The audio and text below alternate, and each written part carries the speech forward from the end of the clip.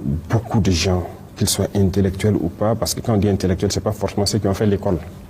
Voilà, c'est pas ceux qui parlent le français. Les intellectuels sont dans toutes les couches sociales. Que vous partez au grand marché à Roroko, un peu partout, vous trouverez des intellectuels, parce que l'intellectuel, c'est l'intelligent d'abord. C'est lui qui est capable de comprendre ce qu'on veut faire. Ils ont pris beaucoup d'initiatives pour expliquer le comportement qu'il faut pendant la Révolution, pour expliquer ce qu'il faut faire pendant la Révolution. Et moi, j'ai observé un peu partout, les gens ont animé des conférences, les gens ont éduqué, les gens ont formé à l'initiative des jeunes. Ça, c'est très important. Et c'est ce que je voulais voir. Et à partir maintenant de ce manifeste, et vous voyez qu'on est en train de mettre aussi en place petit à petit, on avait créé l'Institut des peuples noirs, mais ce n'était pas monté en puissance. Et tous vont participer à la formation de l'élite révolutionnaire burkinabé. Et l'élite révolutionnaire qu'on veut vraiment former, ceux qu'on veut toucher, ce sont les plus jeunes. Et déjà, je tire mon chapeau aux enseignants et tout.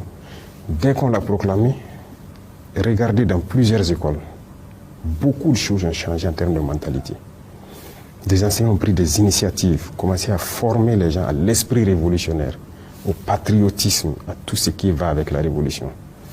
J'ai beaucoup apprécié.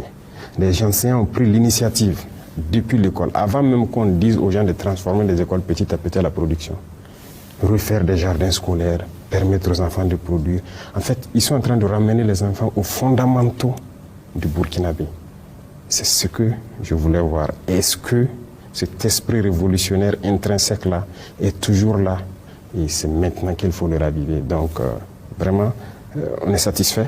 Et c'est à nous de faire le reste du travail pour former les gens, parce que comme c'est une révolution progressiste, le contexte a changé. C'est différent un peu de la révolution démocratique. Le contexte a beaucoup changé, le monde a évolué.